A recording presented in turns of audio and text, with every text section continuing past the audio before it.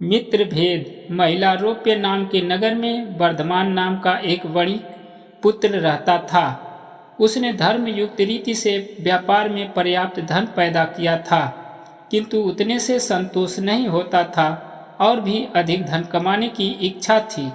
6 उपायों से ही धनोपार्जन किया जाता है: भिक्षा, राजसेवा, खेती, विद्या, सूद और व्यापार से। इनमें से व्यापार का साधन ही सर्वश्रेष्ठ है। व्यापार के भी अनेक प्रकार हैं। उनमें से सबसे अच्छा यही है कि परदेश से उत्तम वस्तुओं का संग्रह करके स्वदेश में उन्हें बेचा जाए। यही सोचकर वर्धमान ने अपने नगर से बाहर जाने का संकल्प किया। मथुरा जाने वाले मार्ग के लिए उसने अपना रथ तैयार करवाया। रथ में 2 सुंदर सुदृढ़ बैल लगवाए।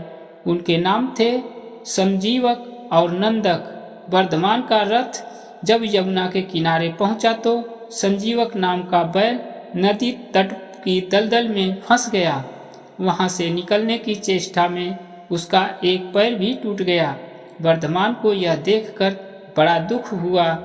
3 रात उसने बैल के स्वस्थ होने की प्रतीक्षा की।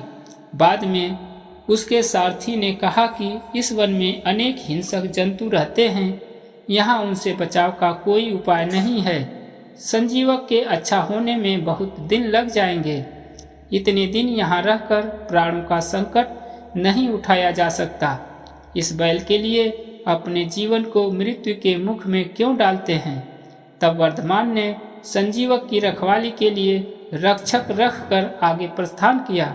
रक्षकों ने भी जब देखा कि जंगल अनेक शेर बाघ चीतों से भरा पड़ा है, तो वे भी 2-1 दिन बाद ही वहां से प्राण बचाकर भागे और वर्धमान के सामने यह झूठ बोल दिया, स्वामी, संजीवक तो मर गया, हमने उसका दाह संस्कार कर दिया। वर्धमान यह सुनकर बड़ा दुखी हुआ, किंतु अब कोई उपाय न था। इधर संजीवक यमुना तट की शीतल वायु के सेवन से कुछ स्वस्थ हो गया था।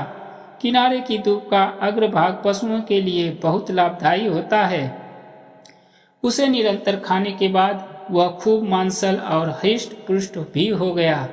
दिन भर नदी के किनारों को सींगों से पाटना और मद होकर गरजते हुए किनारों की झाड़ियों में सींग उलझाकर खेलना ही उसका काम था। एक दिन उसी यमुना तट पर पिंगलक नाम का शेर पानी पीने आया। वहां उसने दूर से ही संजीवक की गंभीर हुंकार सुनी। उसे सुनकर वह भयभीत सा हो सिमट कर झाड़ियों में जा छिपा। शेर के साथ 2 गीदड़ भी थे, करटक और दमनक। ये दोनों सदा शेर के पीछे पीछे रहते थे। उन्होंने जब अपने स्वामी को भयभीत देखा तो आश्चर्य में डूब गए। वन के स्वामी का इस तरह भयातुर होना सचमुच बड़े अचंभे की बात थी। आज तक पिंगलक कभी किसी इस तरह भयभीत नहीं हुआ था। दमनक ने अपने साथी गीदड़ को कहा, करटक, हमारा स्वामी वन का राजा है, सब पशु उससे डरते हैं। आज वही इस तरह सिमट कर डरा सा बैठा है। प्यासा होकर भी वह पानी पीने के लिए यमुना तट तक जाकर लौट आया। इस डर का कारण क्या है? करटक ने उत्तर दिया, दमनक, कारण कुछ भी हो, हमें क्या, दूसरों के काम में हस्तक्षेप करना ठीक नहीं।